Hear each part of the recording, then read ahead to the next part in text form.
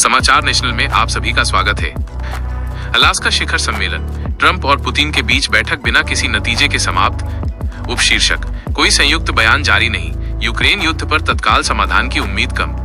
आज की सबसे बड़ी खबर अमेरिकी राष्ट्रपति डोनाल्ड ट्रंप और रूसी राष्ट्रपति व्लादिमीर पुतिन के बीच अलास्का में हुई बैठक को लेकर है। इस हाई प्रोफाइल बैठक के खत्म होने के बाद भी कोई अंतिम नतीजा या संयुक्त बयान सामने नहीं आया है, जिससे अंतर्राष्ट्रीय समुदाय में अटकलों का बाजार गर्म है।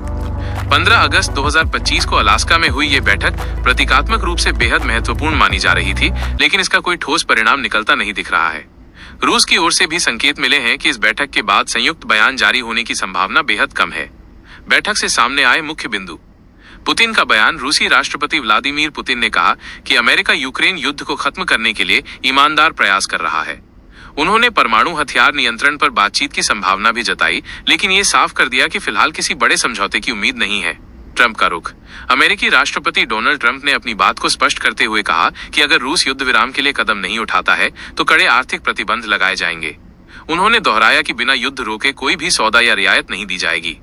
इस बैठक को भले ही पहला कूटनीतिक कदम माना जा रहा हो, लेकिन विशेषज्ञों का मानना है कि इससे यूक्रेन युद्ध का तुरंत कोई हल निकलने की संभावना कम है।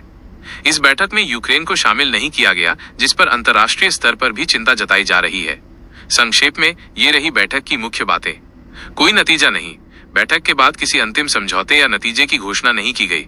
संयुक्त बयान नहीं। संयुक्त बयान जारी होने की संभावना लगभग खत्म है। ट्रंप का जोर। ट्रंप युद्ध विराम पर अडिग हैं और सख्त प्रतिबंधों की चेतावनी दी है। पुतिन का रुख। पुतिन बातचीत के लिए तैयार दिखे, लेकिन बेहद सतर्कता के साथ। पहला कदम। इसे अंतिम समाधान के बजाय दोनों देशों के बीच संबंधों को सुधारने की दिशा में उठाया गया पहला कूटनीतिक कदम माना जा रहा है।